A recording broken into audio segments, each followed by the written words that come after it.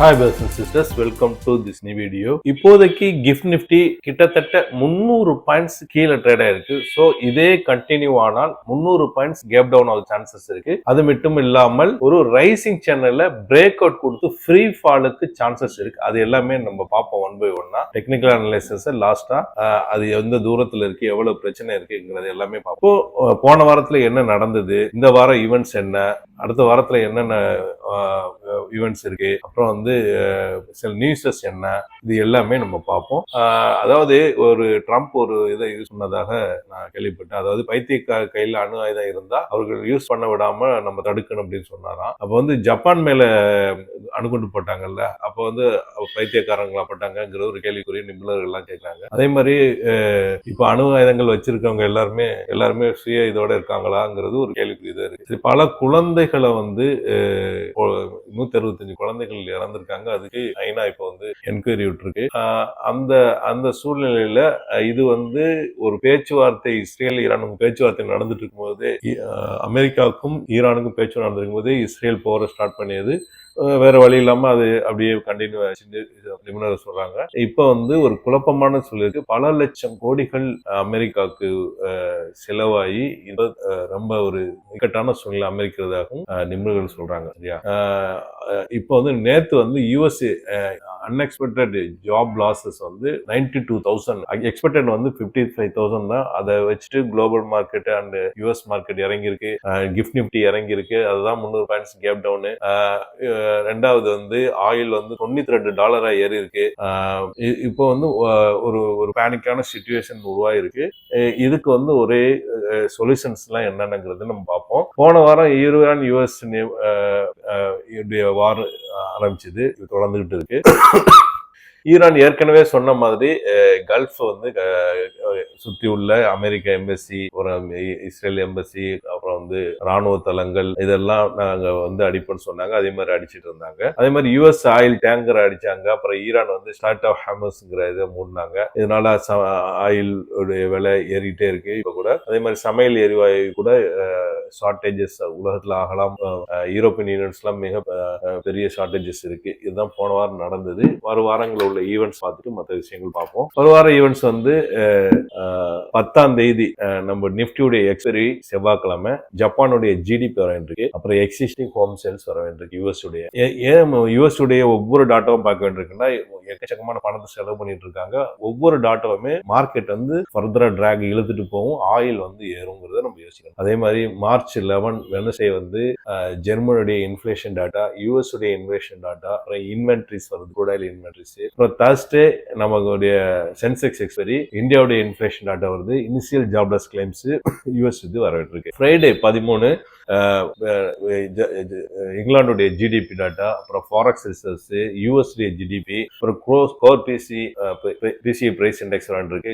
Jobs opening வரவேண்டிருக்கு. இதெல்லாம் வர வேண்டிய ஈவெண்ட்ஸ். இதை பொறுத்தவரை இப்ப சார்ட் போயெல்லாம் யுஎஸ் ஆயில் பாருங்க, மேல $91 இப்ப ட்ரேட் ஆகுது. $92 வரைக்கும் போயிட்டு இருக்கு. லைஃப் டைம் ஹையான 146 மேல போகணும்னு நிபுணர்கள் கருதுறாங்க. அது என்னோட தூரத்துக்கு உண்மையாகும் தெரியல. அதே மாதிரி கோல்டு பாத்தீங்கன்னா அதே 5121 தான் ட்ரேட் ஆகுது. அதுல ஒரு மாற்றம் இல்லை. அது போய் அந்த இடத்துல நின்றுட்டே இருக்கு. டே கேண்டில் மாத்திடுறேன், 5200 இடத்துல தான் நின்றுட்டே இருக்கு. சில்வர் சேம் அதே இடத்துல தான் இப்போதைக்கு ட்ரேட் ஆகுது. எந்த மாற்றமும் இல்லை. 84 டே கேண்டில் மாத்திடுறேன், 84.44. அதே மாதிரி பிட்காயின் அந்த 84,000 பக்கத்துல மறுபடியும் அந்த 67,000 பக்கம் வந்துச்சு. அதாவது இதோட ஹை 74,000 பக்கம் வந்துச்சு. இப்ப மறுபடியும் 67,000 குறைஞ்சிட்டே வருது பிட்காயின். எஃப்ஐடி ஆக்டிவிட்டியை பொறுத்தவரை அவங்க 3 நாள்லயே 25,000 கோடிக்கு வித்திருந்தாங்க. இவங்களும் வாங்கியிருந்தாங்க. இப்ப பாருங்க நேற்று என்ன நடந்தது சொன்னா, 6,971 கோடி டிஏ வாங்கியிருந்தாங்க. இவங்க 6,000 கோடி. அப்போ இந்த மாசத்துல இவங்க 21,831 கோடிக்கு எஃப்ஐசி வித்திருக்காங்க. டிஏசி 32,700 கோடி. வரலாற்றிலே அதிகபட்சமாக இந்த 4 நாள் வாங்கினது. என்ன பேனிக் சிச்சுவேஷனா இருக்கு. டிஏசி மார்க்கெட் சப்போர்ட் பண்றாங்கிறது எந்த ஒரு மாற்று கருத்தும் யாருக்குமே இருக்க முடியாது. அதே மாதிரி ஆப்ஷன் செயினை பொறுத்தவரை 16.55 divide by 24.56 very very very oversold இருக்கு. 0.67. அதே மாதிரி ஏடிஆரை செக் பண்ணும்போது விப்ரோடைய ஏடிஆர் 4.5% அப்ல இருக்கு. ரிலையன்ஸ் 3/4% அப்ல இருக்கு. இன்ஃபோசிஸ் 1/4% அப்ல இருக்கு. HDFC bank 3% down. ICICI ICICI 2% இருக்கும். பேங்கிங் செக்டர் டவுன்லையும் ஐடி செக்டர் அப்னு ரொம்ப புரிஞ்சுக்கலாம். அதே மாதிரி இதை பொறுத்தவரை குளோபல் மார்க்கெட் பொறுத்தவரை டோ ஜோன்ஸ் 1% டவுன்ல முடிஞ்சிருக்கு. S&P 500 1.5% டவுன்ல முடிஞ்சிருக்கு. நாஸ்டாக் 1.5% டவுன்ல முடிஞ்சிருக்கு. சில லைவ் இது பார்த்துட்டு நம்ம வந்து டெக்னிக்கலா அனலைஸ் பண்ணுவோம். டெக்னிக்கலா ஒரு ஃபன்னி திங் இருக்கு, ஒரு சப்போர்ட் ஏரியாவில் இருக்கு, அதை நம்ம பார்ப்போம். அதுக்கு முன்னாடி சில லைவ் இது பார்த்துடலாம்.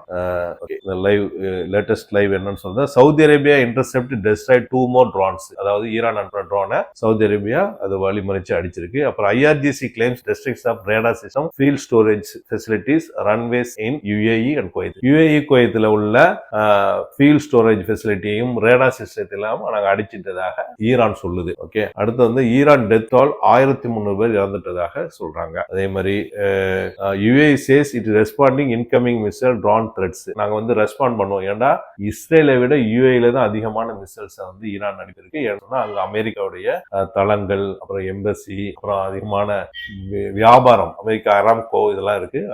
அது இது பண்ணி பண்றதா சொல்லப்படுது.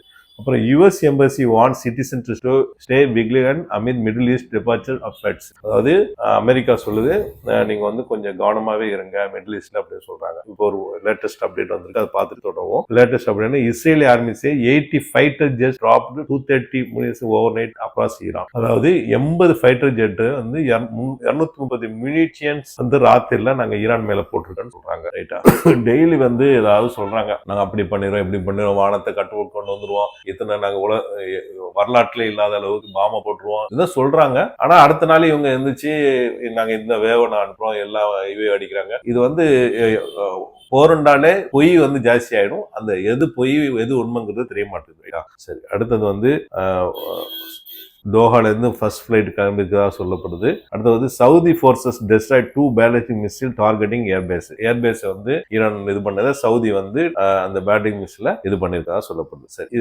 இதுதான், அதாவது குழப்பம் போயிட்டு இருக்கு. இன்னும் ஈரானும் இஸ்ரேல் US வந்து போர் நடந்துட்டு இருக்கிறது ஓரளவு லைவ்ல நான் பார்த்துட்டோம். இப்போ வந்து நம்ம இதுக்கு போயிடலாம். இது பாருங்க, ஒரு நைஸ் ரைசிங் சேனல் போட்டு போறது பாருங்க, அப்படியே போயிட்டே இருக்கு. இந்த இடம் பாருங்க, ஒரு இன்ட்ரெஸ்டிங்கான இடம். இது வந்து ஒரு சப்போர்ட் ஏரியா. இது பாருங்க, இந்த கேண்டில் இப்ப இந்த வாரத்துல உருவாகிறது அழகான ஒரு சப்போர்ட் ஏரியா. இந்த சப்போர்ட் ஏரியா வந்து ஒரு குட் நியூஸ் வருதுன்னு வச்சுக்கலாம். என்னென்ன குட் நியூஸ், ஆயில் பிரச்சனை இல்ல, ஒரு சீஸ்ஃபயர் வருது. அப்போ இந்த இடத்துல சப்போர்ட் எடுத்து மேல போகிறதுக்கான லைஃப் டைம் உடைச்சிட்டு மேல போகிறதுக்கு அதிகமான சான்சஸ் இருக்கிறது. நல்ல ஒரு நியூஸஸ் வந்தால். நம்பர் 1, ஒருவேளை வார் தொடர்ந்தால், குரூட் ஆயில் எஃபெக்ட் ஆகி உலக மார்க்கெட்ல பிரச்சனைகள் வந்தால் வேற வழியே இல்லை, இந்த இடத்தை உடைச்சிட்டு கீழே ஃப்ரீ ஃபால் ஆகுறதுக்கான சான்சஸ் இருக்கு. ரெண்டுமே நடக்கிறதுக்கான சான்சஸ் நடுவுல நின்றுட்டு இருக்கு. நல்லது நடப்புன்னு நம்ம நம்புவோம். இந்த வீடியோ பயனுள்ளதா இருக்குன்னு நம்புறேன். மற்றவங்களுக்கு ஷேர் பண்ணுங்க, புதுசா பண்ணுங்க, சப்ஸ்கிரைப் பண்ணி பெல் ஐகானை கிளிக் பண்ணிக்கங்க.